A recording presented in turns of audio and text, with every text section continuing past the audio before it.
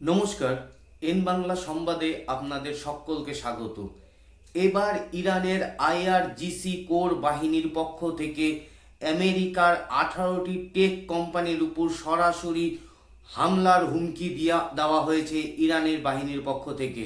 এই 18টি কোম্পানিগুলির মধ্যে রয়েছে গুগল, মাইক্রোসফট, বোয়িং, অ্যাপেল। এই সকল কোম্পানি, যে কোম্পানিগুলোর অফিস মধ্যপ্রাচ্যের বিভিন্ন দেশে রয়েছে। ইরানের পক্ষ থেকে পরিষ্কার জানানো হয়েছে, আমেরিকা যদি ইরানের উপর হামলা না থামায় তাহলে এরপর ইরানের পক্ষ থেকে মধ্যপ্রাচ্যের যে সকল আমেরিকার টেক কোম্পানিগুলি রয়েছে সেই টেক কোম্পানির সদর দপ্তরগুলিতে ইরানের পক্ষ থেকে হামলা করা হবে।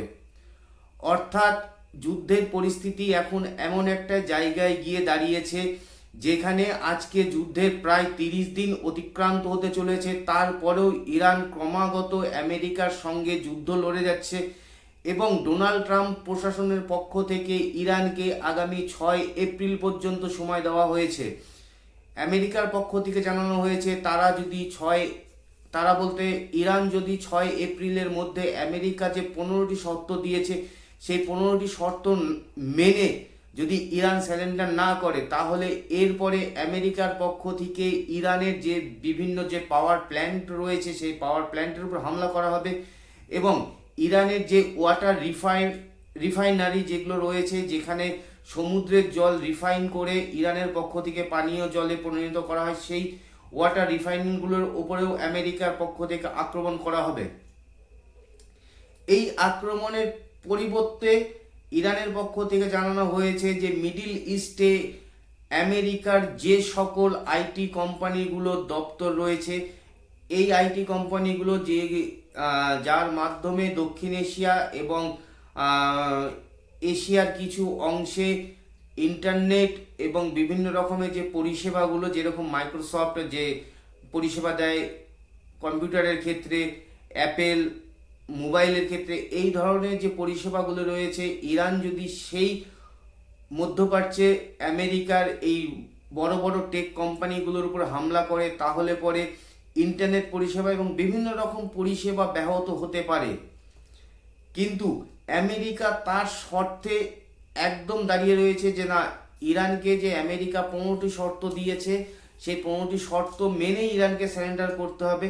কিন্তু ইরানের পক্ষ থেকে বলা হয়েছে যে না, আমরা যে তোমাদেরকে 5টি শর্ত দিয়েছি সেই শর্ত মেনে তোমাদেরকে নেগোসিয়েশনে বসতে হবে।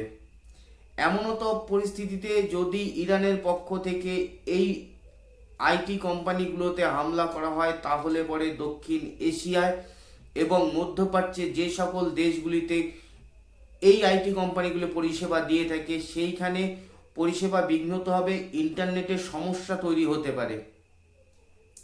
আজকে এমনও তো পরিস্থিতি দাঁড়িয়ে গেছে যে যুদ্ধে এখন নতুন মোড়।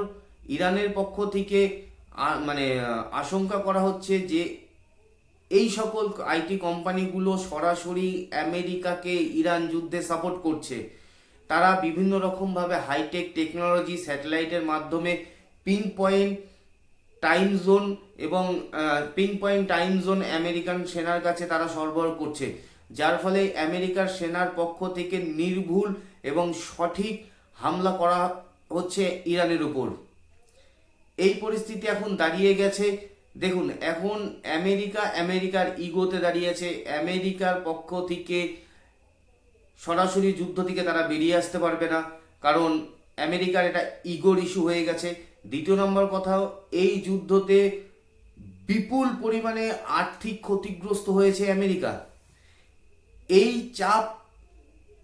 আর্থিক ক্ষতির চাপ আমেরিকার জনগণ সরাসরি ট্রাম্প প্রশাসনের উপর বর্তাচ্ছে এবং ট্রাম্প প্রশাসন এটা খুব ভালো করে বুঝে গেছে যে আমরা যদি এই যুদ্ধটাকে খুব তাড়াতাড়ি সমাপ্ত না করতে পারি, কারণ ইরানের যা প্রসেস, ইরান এই যুদ্ধটাকে যত চাইবে দীর্ঘায়িত করবে, কারণ ইরানের পক্ষ থেকে এই যুদ্ধকে যদি দীর্ঘায়িত করা হয় তাহলে ইরানের লাভ। অ্যাকচুয়ালি দেখুন, ইরানের যা ক্ষতি হওয়ার হয়ে গেছে, ইরানের পক্ষ থেকে আর ক্ষতি হওয়ার তেমন কিছু নেই। আজ আমেরিকার আর্থিক পরিস্থিতি এই যুদ্ধতে নেমে যতটা ক্ষতিগ্রস্ত হয়েছে বা ইরান আমেরিকার অর্থনীতিকে যতটা ক্ষতিগ্রস্ত করতে পেরেছে, বিগত দিনের ইতিহাসে আমেরিকা কোনো যুদ্ধতে এত পরিমাণে তার আর্থিক ক্ষতি হয়নি। যার ফলে ট্রাম্প প্রশাসন বারবার ইরানের উপর প্রেশার ক্রিয়েট করছে যে তোমরা আমাদের এই শর্ত মেনেই তোমরা নেগোশিয়েটে বসো, কিন্তু ইরানের পক্ষ থেকে আমেরিকার এই কোনো শর্ত মানা হয়নি। আলটিমেটলি কথা এখন বলা যেতে পারে এই যুদ্ধ এখন মিসাইল এবং ড্রোন ছাপিয়ে এই যুদ্ধ চলে গেছে এখন ডিজিটাল যুদ্ধে। দেখা যাক আগামী দিনে এই যুদ্ধের ভবিষ্যৎ কী দাঁড়ায়। সত্যি যদি 6 তারিখের যে ডেডলাইনটা দেওয়া হয়েছে ইরানকে আমেরিকার পক্ষ থেকে, সেই